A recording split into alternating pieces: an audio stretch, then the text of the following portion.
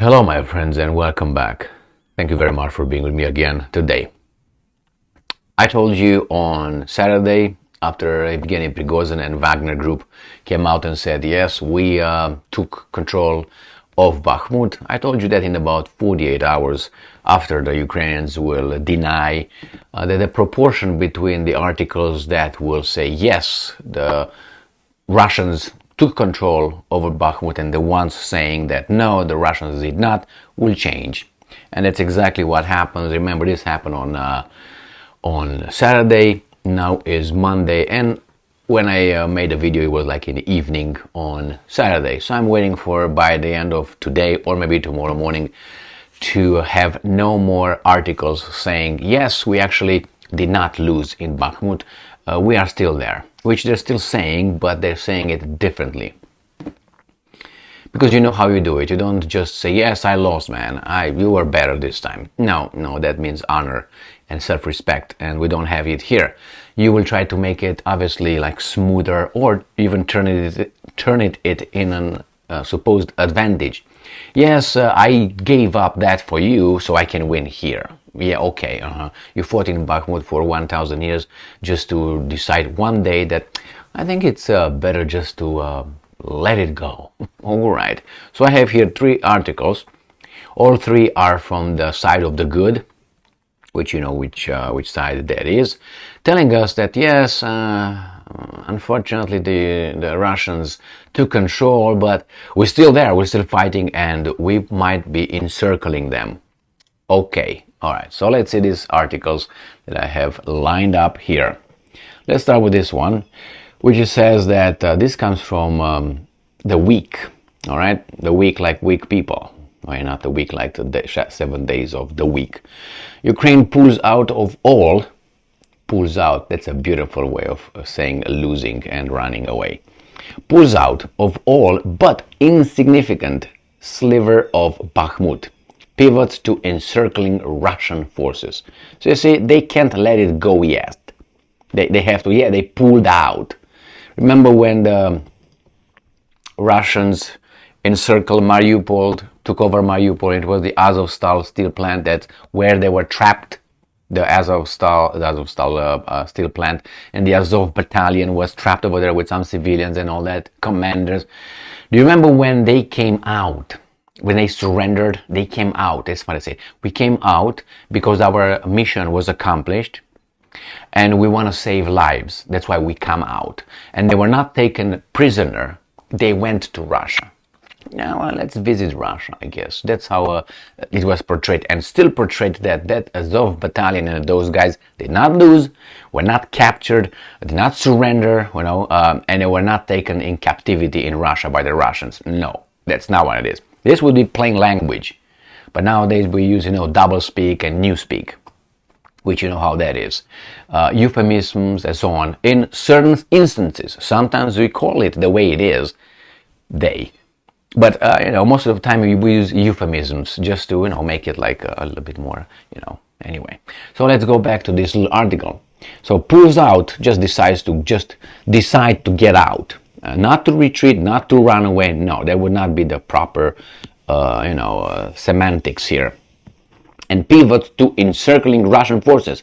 So they pull out and they go around to encircle the Russians. So see, this is the advantage given by the fact that they somehow pulled out.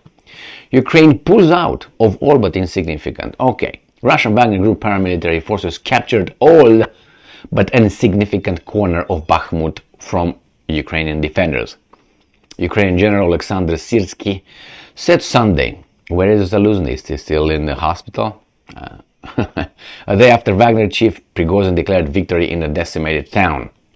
But Ukrainian forces continue, this is what we need to know right here, continue to advance on the northern and southern flanks of Bakhmut and are close to tactically encircling the city. Alright? So actually they didn't lose, they're winning. They ran out, they're winning. There's double speak right here. Syrsky added, when up is down, down is up, Ministry of Truth and all that.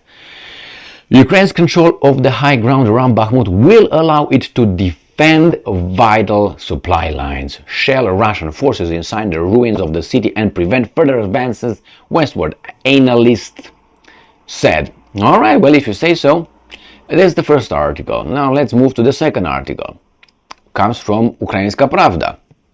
Remember, the other one was from the Hill or the Week. All right, the Week, the Hill, the whatever they are. All right, the Week US. So let's go to this one.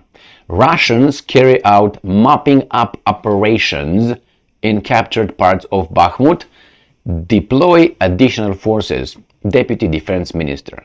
So you know what mopping up operations means? Alright, I'm pretty sure you knew. You know. So that is after you made them pull out, right? After they pull out because they decided to fight you and win by encircling you, you go and you clean the house. This is exactly what I said yesterday. This is the next move, obviously. They're going to go and make sure they pacify the Bakhmut area. So mopping up operations in captured parts of Bakhmut, cleaning up, obviously. Deploy additional forces. They want to make sure that it stays that way. Remember, this is Ukrainska Pravda. This is not Russia Today or Sputnik or TASS. Russian invaders are carrying out mopping up operations in the captured areas in Bakhmut, while the struggle for the dominant heights on the flanks, the north and the south of the suburbs continues. Hannah Maliar. Hey, Hannah Maliar, did you see Mrs. Zaluzny today? In the hospital or in the office? All right, so this is what she said on this one. We're going to move to the third one, which comes again from Kiev Independent, a Ukrainian newspaper or media outlet. Russia takes Bakhmut. All right, and this is from this guys. This is from yesterday at 10:41 p.m. Taking stock of the war's bloodiest battle so far. Shasir Yar, Donetsk Oblast. 10 months after Russia's assault on the once flourishing city in Donetsk Oblast began, Bakhmut has now been effectively occupied by Russian troops. See this? This is from Kiev. This hasn't been confirmed yet by Kiev, but is evident based on both official statements and those made by soldiers on the ground to the Kiev Independent. They tell us on May 20th, Wagner mercenary group boss Prigozhin stood in front of the ruins of Bakhmut train station with his fighters to announce that Bakhmut has been taken, down to the last multi-story apartment building at the western entrance of the city. Prigozhin's address was recorded in downtown Bakhmut, some 3 kilometers away from the city's western outskirts where the fighting is ongoing. So again, the general staff of Zelensky, Prigozhin denied Prigozhin's claims. Ukrainian officials denied Russian occupied, blah, blah, blah. All right, so this is what these guys say. I think is not fair to say, truthful to say that Bakhmut is gone. And Bakhmut was gone, how should I put it? It's like something that was going in that direction. It's like you see a football game or a soccer game, and let's say it's 10-1, and you got like, I don't know, 20 more minutes from the game. 20 more minutes out of the 90 minutes, if it's 10-1, definitely is gonna, the guys with 10-1 will be just a matter of time, you know what I mean, until the game is over and they are handed the official victory. So the same here. Bakhmut, I think, was done since February. Since February were the first signs, I would say, that I noticed, and I made a video on that, saying, you know, Bakhmut is done. That's when I said it's done. The tipping point, it was already there in February, I think. And it's going to take a little while until all this proportion between these articles versus this article we're going to change. And as I said, they will change the whole narrative. The forces of good will change the narrative into, actually, we made the Russians come in over there.